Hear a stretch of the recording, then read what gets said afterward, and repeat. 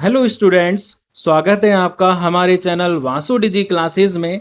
तो आज हम पढ़ने जाएंगे उन्नत परमाणु संरचना यानी एडवांस एटॉमिक स्ट्रक्चर। इसमें हम देखेंगे कक्षा और कक्षक में अंतर क्या होता है।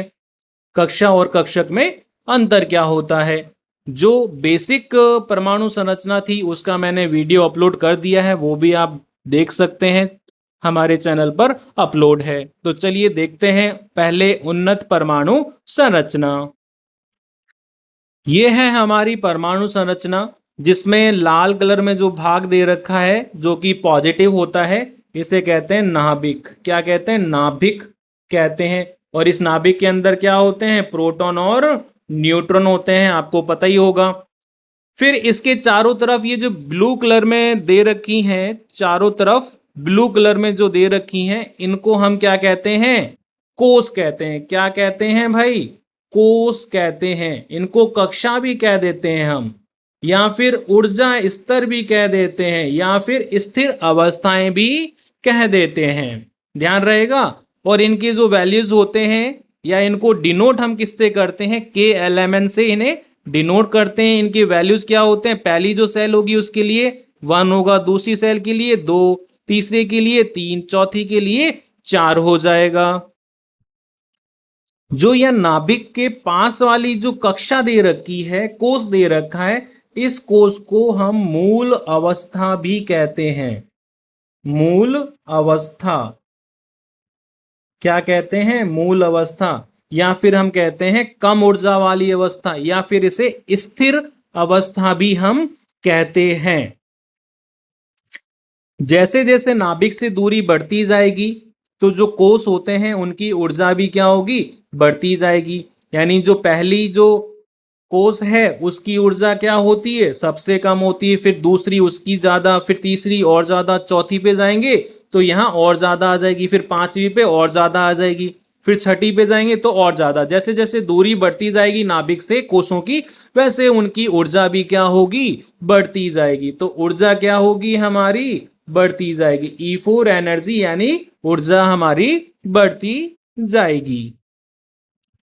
चलिए, तो ये हो जाता है हमारा कोर्स के बारे में एडवांस डिटेल्स। सर थोड़ा इनकी थ्योरी मिल जाएगी? हाँ, क्यों नहीं, बिल्कुल मिलेगी। चलिए थोड़ा इनका थ्योरी भी पढ़ लेते हैं कोर्स के बारे में। चलिए अब देख लेते हैं कोर्स के बारे में थ्योरी। कोष किसी परमाणु में मुख्य ऊर्जा स्तर होता है जिसमें इलेक्ट्रॉन नाभिक के चारों ओर उपस्थित होते हैं। कोष में क्या रहते हैं? इलेक्ट्रॉन। और वो इलेक्ट्रॉन क्या करते हैं? नाभिक के चारों ओर घूमते रहते हैं। ठीक है, ओके। अब देखते हैं इसके कुछ महत्वपूर्ण बिंदु। कोषों को KLMN या N=1, 2, 3 द्वारा दर्शाया जाता है, जैसा कि हमने डायग्राम या स्ट्रक्चर में देखा था। नाभिक से दूरी बढ़ने पर ऊर्जा बढ़ती है, जैसा कि हमने वहां एक्सप्लेन किया था। किसी कोष में अधिकतम इलेक्ट्रॉनों की संख्या कितनी होती है? 2n²। इस फॉर्मूला का यूज करना है। n का वैल्यूज आपको दे रखा है, n की जगह 1 रखो तो k के अंदर इलेक्ट्रॉनों की संख्या कितनी आ जाएगी? 2। l के अंदर कितनी आ जाएगी? 8। m के अंदर कितनी आ जाएगी? 18। n के अंदर कितनी आ जाएगी? 32। यानी ये अधिकतम संख्या है जो आप किसी कोष में भर सकते हो। तो चलिए स्टूडेंट्स, अब हम देख लेते हैं उपकोष और कक्षक क्या होते हैं। ये जो आपको ब्लू कलर में वर्ताकार जो पथ दिख रहे हैं, वर्ताकार पथ, इनको हम क्या कहते हैं भाई? कोष कहते हैं। क्या कहते हैं? कोष कहते हैं। इन कोष के अंदर क्या होते हैं? उपकोष। क्या होते हैं? उपकोष। और इनको हम डिनोट करते हैं, प्रदर्शित करते हैं SPD-F। स्मॉल लेटर्स आपको यूज करने हैं, SPD-F। ठीक है, इनसे हम इन्हें प्रदर्शित करते हैं। तो अब देखते हैं जो पहला कोष है उसके अंदर कौन कौन से उपकोष और कक्षक होते हैं। चलिए देखते हैं। तो जो हमारा पहला कोष है के, कौन सा कोष? के। एन का वैल्यू क्या रहेगा इसके लिए? 1। ध्यान रखना इनके एन के वैल्यू काफी इंपॉर्टेंट है। इस के कोष के अंदर उपकोष कौन सा होता है? एस। कौन सा उपकोष होता है? एस। अब जो एस उपकोष है उसके अंदर क्या रहेंगे? कक्षक रहेंगे। उपकोष में क्या रहेंगे? कक्षक। अब इसमें कक्षक कौन से होते हैं? यानी जो एस उपकोष लिखा है उसको वैसा का वैसा लिख दीजिए, बस इसके आगे जो एन का वैल्यू है वो पुट कर दीजिए, तो हमारा क्या बन जाएगा? ये कक्षक बन जाएगा। तो के कोष रहेगा, एस क्या रहेगा? उपकोष, और 1s क्या हो जाएगा हमारा? कक्षक। और एक कक्षक के अंदर मैक्सिमम यानी अधिकतम हम 2 इलेक्ट्रॉन भर सकते हैं। एक कक्षक के अंदर हम कितने इलेक्ट्रॉन भर सकते हैं? अधिकतम 2 इलेक्ट्रॉन भर सकते हैं। तो एस हमारा जो सब कोष है, जो सब कोष है या जिसे हम कहते हैं उपकोष है, उसमें कितने इलेक्ट्रॉन आ जाएंगे? 2। कितने इलेक्ट्रॉन आ जाएंगे? 2, क्योंकि इसके अंदर एक ही कक्षक है और एक कक्षक में अधिकतम 2 इलेक्ट्रॉन भर सकते हैं। तो इसका जो एस उपकोष रहेगा उसमें 2 इलेक्ट्रॉन रहेंगे, और जो कोष है उसमें भी कितने आएंगे भाई? 2 इलेक्ट्रॉन आएंगे। यही तो हमने पढ़ा है, फॉर्मूला से हम यही तो निकालते हैं। समझ में आया? अगर नहीं आया हो तो कमेंट कर देना, कोई दिक्कत नहीं है। वापस हम दूसरे वीडियो भी अपलोड कर देंगे आपके लिए। अब चलते हैं हम दूसरे कोष की तरफ। तो दूसरा कोष देखते हैं एल। एल के लिए एन का वैल्यू कितना रहता है? 2। ध्यान रखना भाई, एल में कौन कौन से उपकोष हो जाएंगे? एस और पी।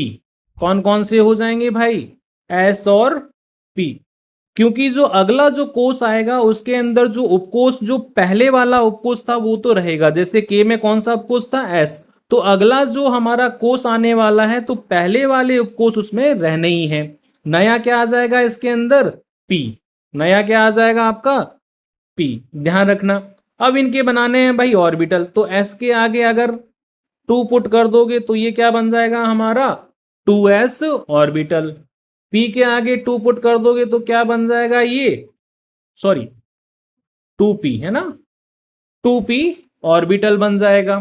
तो ये होते हैं इसके अंदर ऑर्बिटल 2s और 2p। लेकिन एक बात यहां ध्यान रखनी है, क्या? जो 2p हमारा ऑर्बिटल होता है वो फिर से डिवाइड हो जाता है। इस 2p के अंदर कितने ऑर्बिटल होते हैं? 3। 2px, एक तो x में चला जाएगा हमारा 2px, अरे यार यहां सही नहीं लिखा जा रहा, थोड़ा 2px आपको सुनाई दे रहा है, 2py और 2pz। मैं यहां लिख देता हूं 2pz। ठीक है, तो इसके अंदर कौन कौन से हो जाएंगे? 2px, 2py, 2pz। इनको अच्छी तरह से अभी लिख देते हैं ताकि आपको समझ में आ जाए। तो ये 3 उपकोष मैं यहां लिख दे रहा हूं, 2px ऑर्बिटल यानी कक्षक, 2px, 2py और 2pz। तो p के अंदर ये कौन से हो जाएंगे? 3 और कक्षक हो जाएंगे। ये फिर से विभाजित हो जाता है 2px, 2py, 2pz। तो आप 2p की जगह क्या लिख सकते हो? 2px, 2py, 2pz। तो ये 4 ऑर्बिटल हो जाएंगे किसके अंदर? जो हमारा एल कोष है। ठीक है, सब कोष यानी उपकोष कौन से होंगे? एस और पी। और इसके अंदर कक्षक कौन से होंगे? 2px, 2py, 2pz और 2s। ध्यान रखना, इसमें कितने हैं? 4 कक्षक हैं, यानी एक कक्षक में अधिकतम कितने इलेक्ट्रॉन आते हैं? 2। 4 में कितने आ जाएंगे भाई? 8। इसलिए जो हमारा एल कोष होता है उसमें अधिकतम इलेक्ट्रॉन कितने भरे जाते हैं? 8। ध्यान रखना भाई इस बात को। तो P में अधिकतम यानी अगर आपको सब यानी उपकोष का अगर पूछता है तो P के अंदर कितने इलेक्ट्रॉन आएंगे? क्योंकि इसके अंदर 3 ऑर्बिटल हैं यानी 3 कक्षक हैं, तो P में कितने आ जाएंगे? 6 इलेक्ट्रॉन। और 2 इलेक्ट्रॉन किस में आ जाएंगे? आपके S में चले जाएंगे। तो टोटल कितने हो जाएंगे? 8 इलेक्ट्रॉन हो जाएंगे। समझ में आया? अब देखते हैं M की तरफ चलते हैं। चलिए अब चलते हैं कोष नंबर 3 यानी M। जो M रहेगा हमारा, M के लिए N का वैल्यू आपको पता ही है कितना रहता है? 3। अब इसके अंदर उपकोष कौन से रहेंगे? S P. ये 2 तो रहने ही है क्योंकि मैंने बताया था जो पहले वाले कोष में जो उपकोष थे वो तो आने ही है आगे आने वाले में। इसमें नया कौन सा आ जाएगा आपका डी, कौन सा आ जाएगा डी। तो कौन कौन सी उपकोष हो जाएंगे एस पी डी। अब एस है उसके आगे आप ऐसे 3s लिख दोगे तो क्या बन जाएगा ये ऑर्बिटल। पी है उसके आगे 3p लिख दोगे तो क्या बन जाएगा ये 3p ऑर्बिटल बन जाएगा।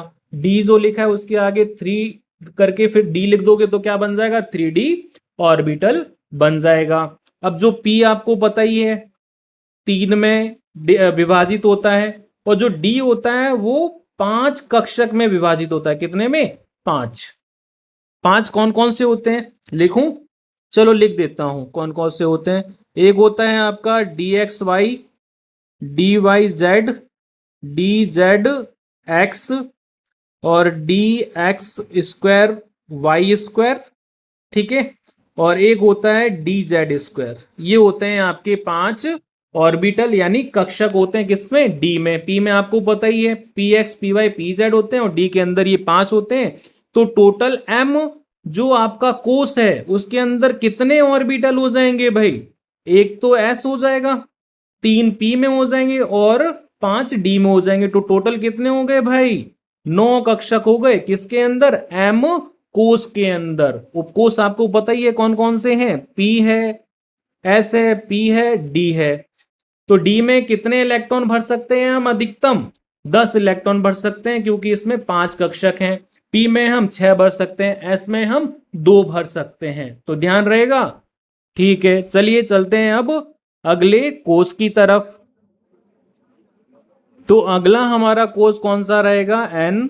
इसके लिए n का जो वैल्यू रहेगा वो 4 रहेगा। कितना रहेगा 4 रहेगा।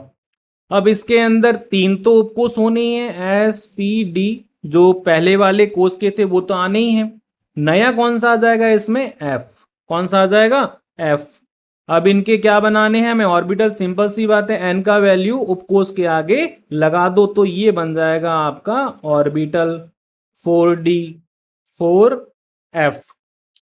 s आपको पता ही है इसके अंदर कितने कक्षक होते हैं 1, p के अंदर कितने होते हैं 3 और d के अंदर कितने होते हैं 5, f के अंदर कितने होते हैं 7।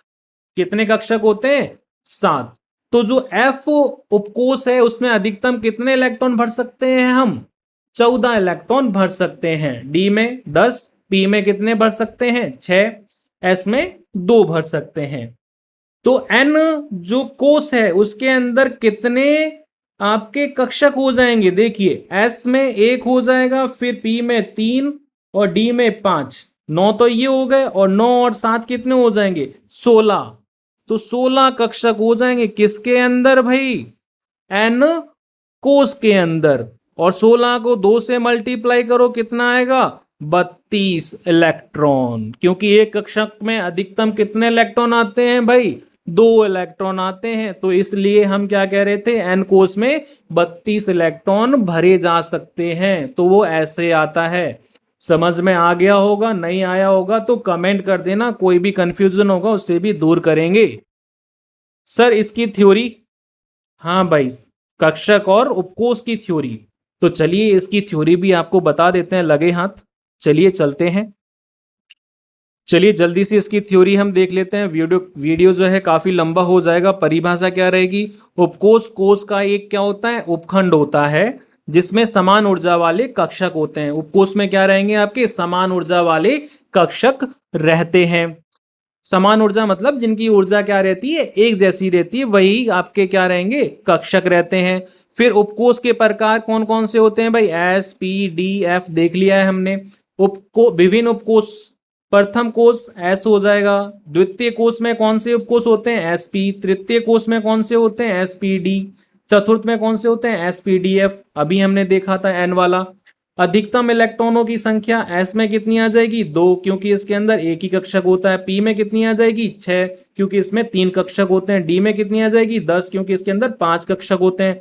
एफ में कितनी आ जाएगी 14, क्योंकि इसमें 7 कक्षक होते हैं। कक्षक एक 3 आयामी क्षेत्र है जो नाभिक के चारों ओर होता है, जहां किसी इलेक्ट्रॉन के, यहाँ क्या कर देना के कर देना, के पाए जाने की प्रायिकता अधिकतम होती है।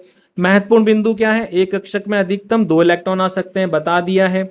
कक्षकों की संख्या, एस उपकोष में एक कक्षक होता है, बता दिया आपको। पी उपकोष में कितने कक्षक होते हैं, 3 होते हैं। डी में कितने होते हैं, 5 होते हैं। एफ में कितने होते हैं, 7 होते हैं।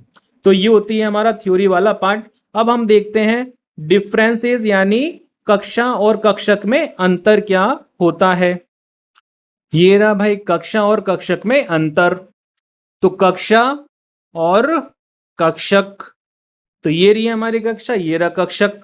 कक्षा नाभिक के चारों ओर एक निश्चित वर्ताकार पथ होती है। आपने देखा था डायग्राम के अंदर, स्ट्रक्चर के अंदर क्या होती है, वर्ताकार पथ होती है।